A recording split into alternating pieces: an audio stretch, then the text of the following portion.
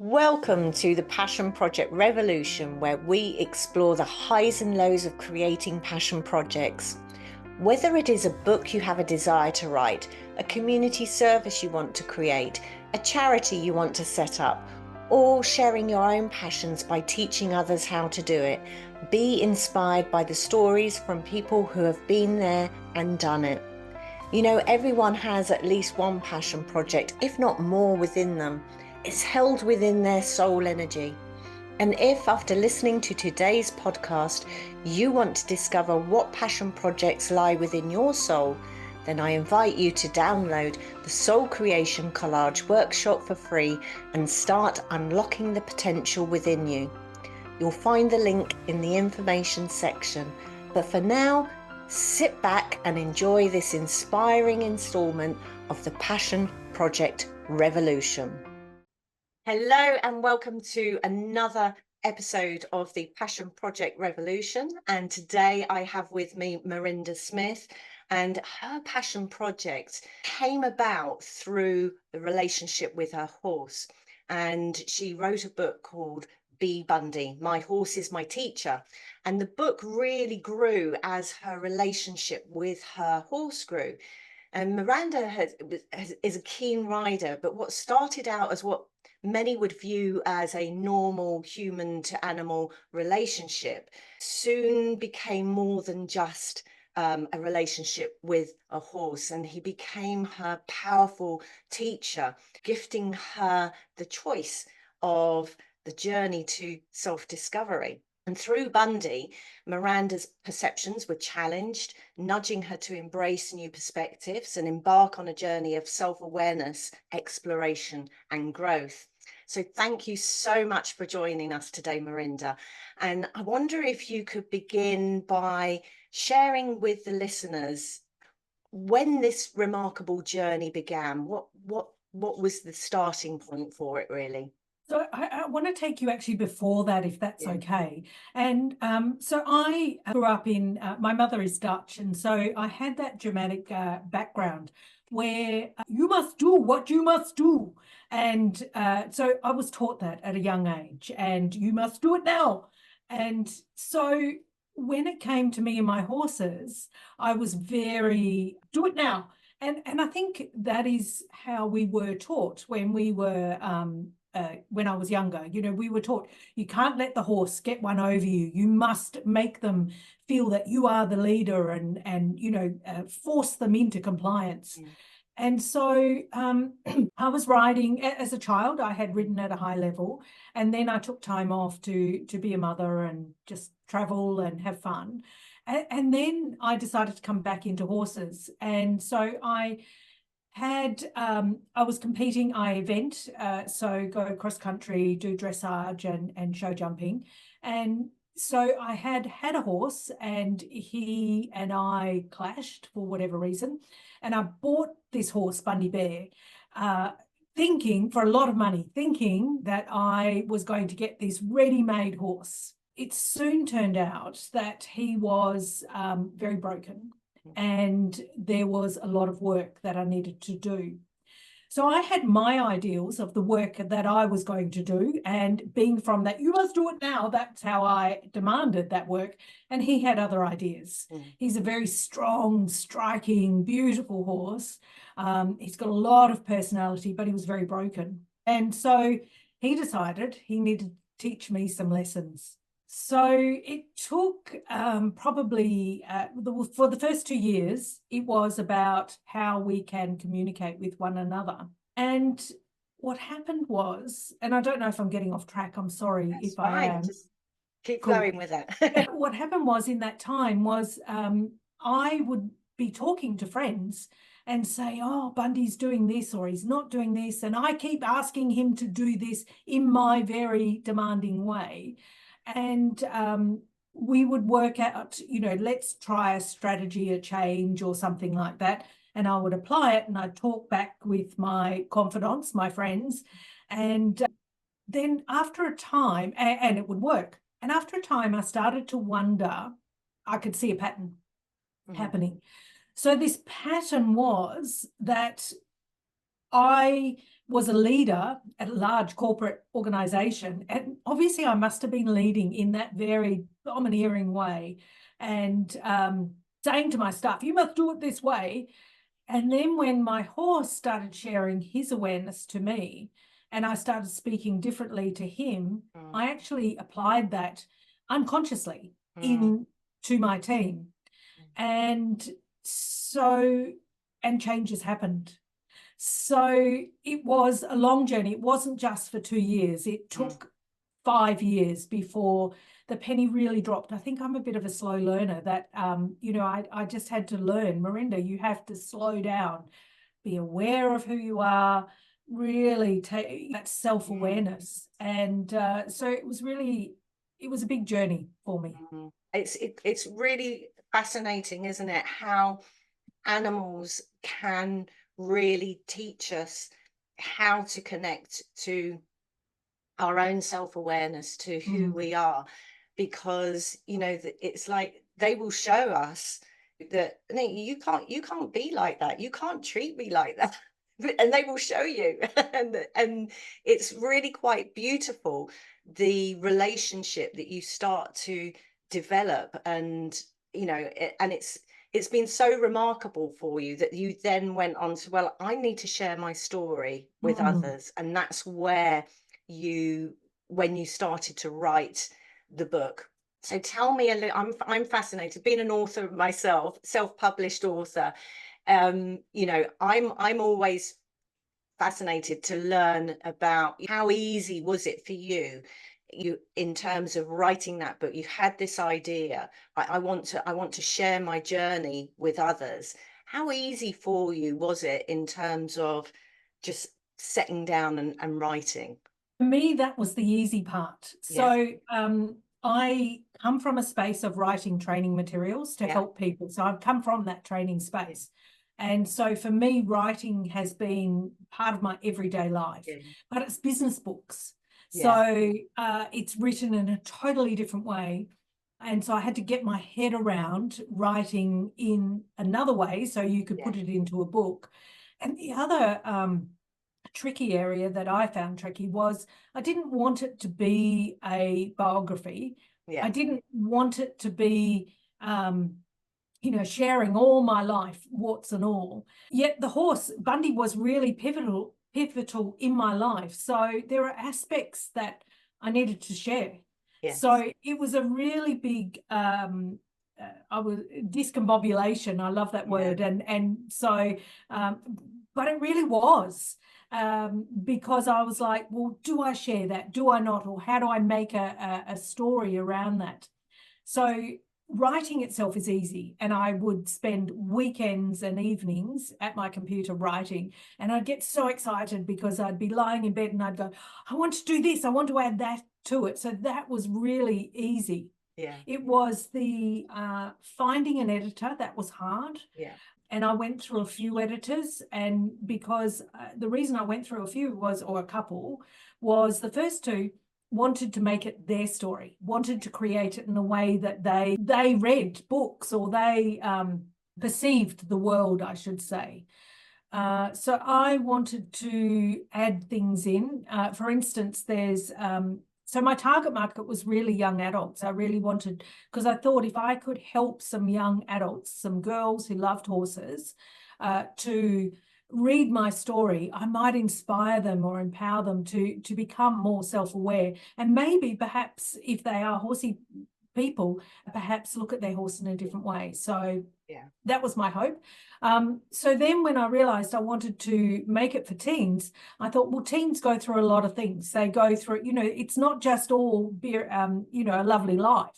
So I needed to make it, you know, like a hard life, hard thoughts going through my head. I needed to make it, well, I felt in my head that I talked about this girl's first sexual experience. And my first editor refused to let me put it in. And I'm like, but this is what these girls, they need to relate to the book. And that's what's going on in their life at that time. So that was difficult. Yeah, I mean, it is, especially when you're writing something that is so personal to you.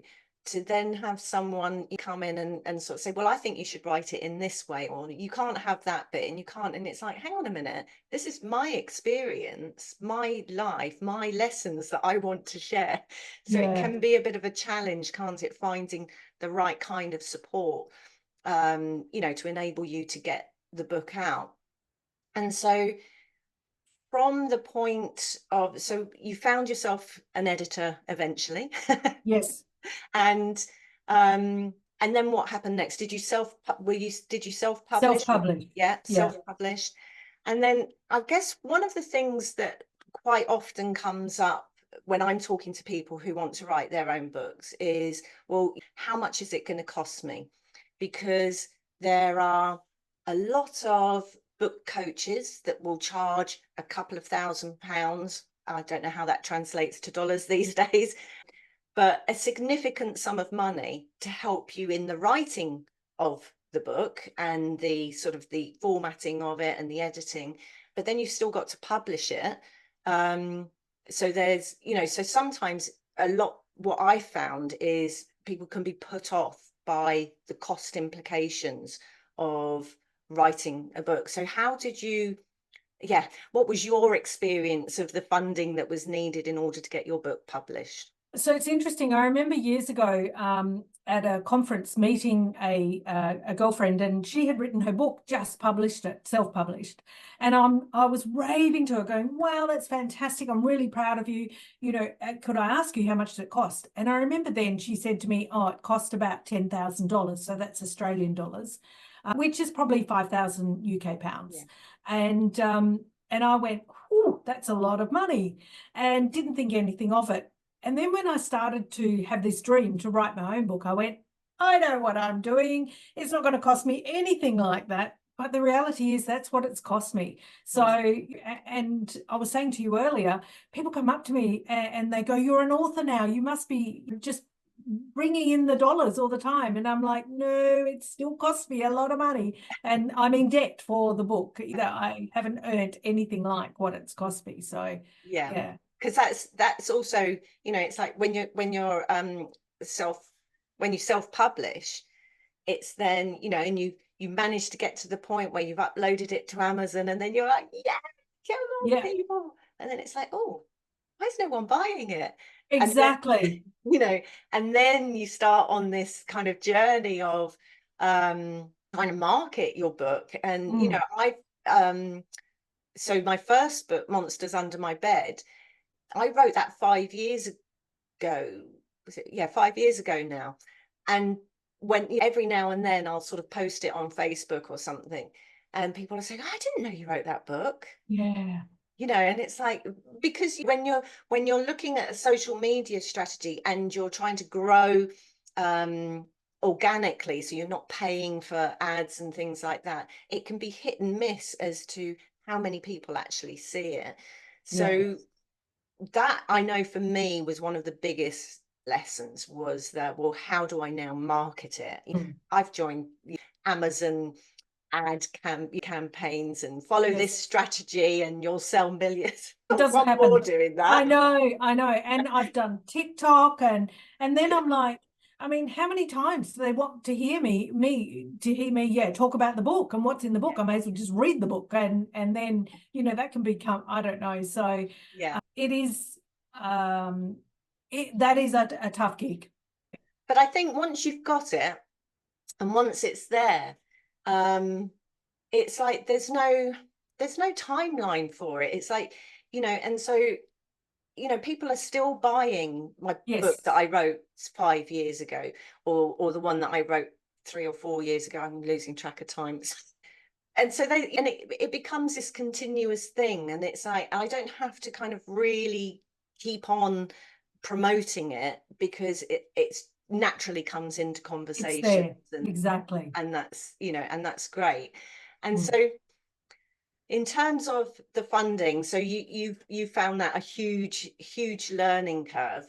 What has been, do you think, the biggest lesson for you in writing this book and getting it published? I think the biggest lesson my horse taught me was self-awareness. And so that in itself has changed my life. It's changed me as a leader. It's changed me the way I look at life and the way I go through life. I don't believe I go through life in that demanding way anymore. I stop and I reflect.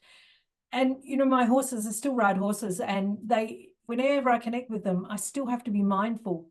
Just who am I? How am I showing up? Am I nervous? What's my energy level? What are my emotions? And to just be aware of those. And that transpires when I meet people, meet humans. So in writing the book, the greatest lesson was just being myself, my authentic self, and making sure that message has got through, because that is so powerful in life. For you, if you can be self-aware, then and those of us who do practice it, we think everyone's self-aware, yet some people don't even know what it means. And I didn't know before I met my horse. So yeah, I think that's the greatest lesson. Yeah. And I think, you know, as well, because, you know, I don't know if you'll go on to write another book, but I know that I learned so much in the first book that I wrote. You know, it cost a few £1,000s. I managed to get, I crowdfunded. So got the money back in that way. But when it came to my second book, Aspects of Life, that came to me during lockdown 4 years ago. Was it 4 years ago or 3? So during lockdown, I was living on a narrow boat on a canal on my own, and it was like, oh my God, I'm going to write this book, right? So I already had the publishing software, so I'd already paid for that with my first book.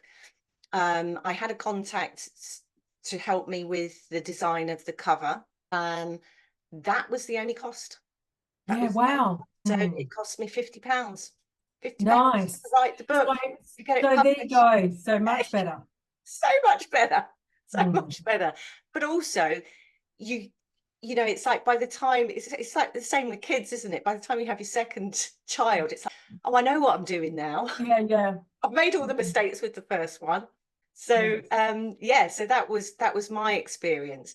So what would your sort of best piece of advice would you give to someone who also feels that I've got a book in me and I really want to kind of write it, but I'm not quite sure where to start or what to do? What would be your best piece of advice for them? First of all, it's trust in your vision. So if you've got a vision for a book, then trust in it, because there's something in it that you want to share. And then the second one is, you know, listen to other people's opinions, yet it's just take it for their opinion. It's not set down in stone. And if you've got that passion, that vision, then it really is about you. And you said that earlier, it's your dream, your desire to put those words out. And so keep your vision and regard things that other people say as opinions, and you can take them or not. Oh, that's brilliant. Thank you. So Merinda, how do people get hold of your book? So I have it listed on Amazon, and I have a website, but yet it links back through to Amazon. So it's B. Bundy, My Horse is My Teacher. It's listed on Amazon. You can search Merinda Smith and you can and it comes up. Okay, and have you got a copy there that you can just I do have a copy here, but I have my screensaver on. So there it is. Brilliant. Oh, that's beautiful. Fantastic. That's lovely. And that's him himself jumping.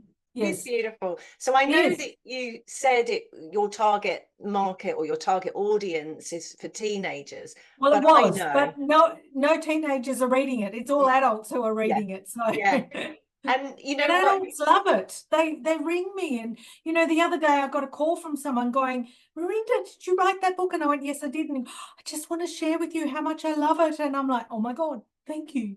Yeah, because I think, you know, the reality is that, you know, a lot of us, you know, who are adults, we might not have grown since our teenage years. We're still those teens, yes. We're still those awkward, shy teenagers at heart, you know. And so I think, you know, it will, you know, it's for that whole audience, isn't it, really? Teenagers and adults. But yeah, so I'm really looking forward to reading it. Thank you so much for being our guest today. And yeah, I will share the link when I post the podcast. So thank you again. Thank you, Jane. Thank you so much for joining us today. Has this podcast sparked an interest to create your own passion project? Remember, everyone has at least one within them, something that they have a strong desire to create or deliver, not always for profit, but for the sheer love of it. Your soul was designed in this way to help you find fulfillment in community energy. Sadly, what happens to many people is they get so caught up in survival, they forget why they chose to become physical in this time and space. But when you discover what passion projects lie within your soul, it triggers a massive uplift and a flow to inspiring energy. Basically, it feels really good and exciting, and you'll feel the momentum to take action, to create your own passion project. So if you're ready to start, have a look at all the ways that I can support you at www.thejanejackson.com. And here's one final thought to leave you with. When you create your own passion project, you are sharing love with the world around you, and that energy of love comes back to you to generate more flows to good energy and ultimate happiness for all.